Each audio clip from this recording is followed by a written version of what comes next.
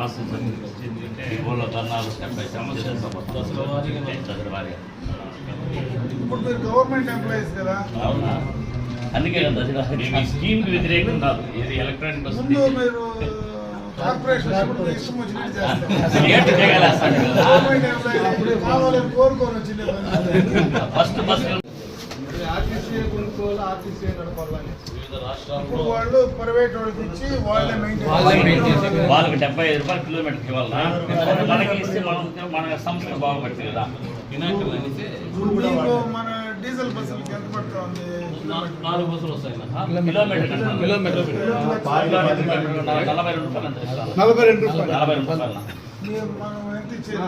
42 రూపాయలు 75 లీటర్లు డీజిల్ ఇచ్చి 13.5 రూపాయలు ఇస్తాను. డీజిల్ మందే 5 రూపాయలు ఇస్తాను, దీనికి 75 రూపాయలు ఇస్తాను. అదే ఎలక్ట్రానిక్ బస్సులు తిరుపతిలో నడుపుతాను. ఆ తిరుపతిలో నడిపే ఎలక్ట్రానిక్ బస్సులకు ఘాటు కింద నాన్ ఘాటు కింద ఇస్తాను. అంటే ఇప్పుడు ఆల్రెడీ నడుస్తుండే ఎలక్ట్రానిక్ బస్సులకి ఇస్తుండేది 49. కానీ ఇప్పుడు ఫిక్స్ చేసి నుంచి 72 రూపీస్ ప్లస్ వాళ్ళు 6 నెలలకు వస్తే రివ్యూ చేసి రేట్ పెంచుకుంటారు. మన ప్రాపర్టీ కూడా వాళ్ళ హ్యాండ్ ఓవర్ మొత్తం డిపో 12 సంవత్సరాలు మనం ఆడిపోవాలా? బయట వేరే ఎక్కడ ఖాళీగా ఉండే వెళ్ళాలి, వేరే డిపార్ట్మెంట్ మారుస్తారు. ఏం చేస్తున్నారు మొత్తం 100%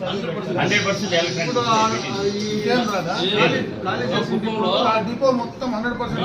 రాష్ట్రంలో మొత్తం 2030కి టోటల్ ఎలక్ట్రానిక్ బస్సులు అదొకటి. ఛార్జింగ్ పాయింట్ల మీద రాష్ట్రము ఈ బస్సులు ఉండవు. ప్రస్తుతానికి ఈ బస్సులు ఉన్నాయి కదా. ఇప్పుడు వాడికి మొత్తం డిపో హ్యాండ్ ఓవర్ చేస్తే ఈ డిపోలో ఉండే బస్సులు ఎక్కడికి పోవాలి? బస్సులు మార్చేస్తారు. ఈ డిపో టోటల్ గా ఎలక్ట్రిక్. అంటే మొత్తము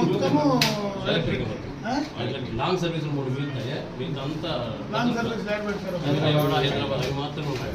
మిగతా డిపో కాడ ఇచ్చుకొని నువ్వు లాభం చేసుకుంటావు ఇక్కడ నుంచి. దాంట్లో కొన్ని నెలలో 2-3 స్క్రాప్ అవుతా ఉన్నాయి. అవుట్ ప్లేస్ తగ్గతా ఉండేది. ఎంప్లాయీ రిటైర్డ్ అవుతున్నారు, బస్సులు సర్వీస్ లక్షలు రిటైర్డ్ అయిపోతా ఉంది. అవి స్క్రాప్ కుదిరిపోతుంది. అది కాబట్టి ఇప్పుడు శ్రీశక్తి బస్సులో దాదాపు 100 మంది ఎక్కుతాము. ఆ ఎలక్ట్రానిక్ బస్సులో డోర్ ఎక్స్ట్రా అడిషనల్ బస్సులు 40 పైన ఎక్కి అది డోర్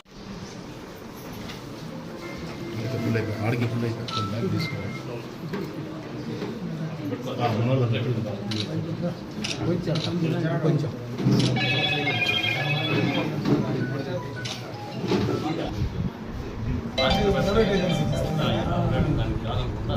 మొత్తం ఆర్టీసీకి మాకు ఇస్తే మేము మెయింటైన్ చేసుకుంటాము అనేసి రాష్ట్ర వ్యాప్తంగా అందరికీ మొత్తం ఇప్పుడు 429 డిపోలు ఇచ్చిండారు.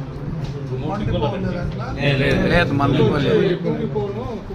కుప్పం డిపో ఉంది మన జిల్లాలో. అవి ఎలక్ట్రికల్ బస్సులు ఎంత దూరం పడేదానికి?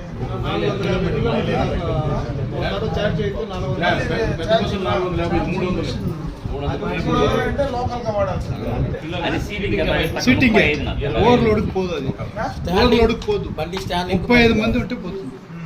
మన బస్సులో 120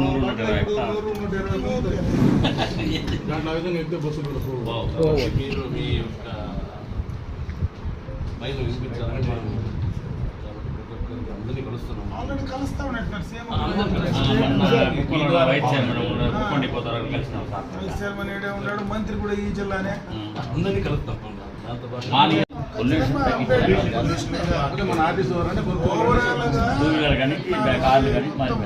రాబోయే కాలం అంతా దీనికంటే కూడా ఇంకా అడ్వాన్స్ వచ్చే పరిస్థితి. ఈ ఛార్జింగే కాకుండా సోలార్ రావచ్చు, హైడ్రో నడిస్తే మొత్తం ఇంకా హైడ్రో కన్వర్ట్ అయిపోతుంది. దీనికి కూడా పోతుంది. అది ఇంకా బాగా మోస్ట్ పవర్ఫుల్ వస్తే ఏం జరుగుతుందో చెప్పలేము. ఇప్పట్లో మీకు ఈ సిస్టమ్ వల్ల ప్రస్తుతానికి మీ మీరు చేయాల్సిన పని మీరు చేయాలి. ఎంప్లాయ్మెంట్ అనేది దీంట్లోనే కాదు. తర్వాత పండించేవాడు రాజు అవుతాడు. ఇన్ని రోజులు పండించేవాడు పేదోడైనాడు. పండించేవాడు రాజు అవుతాడు.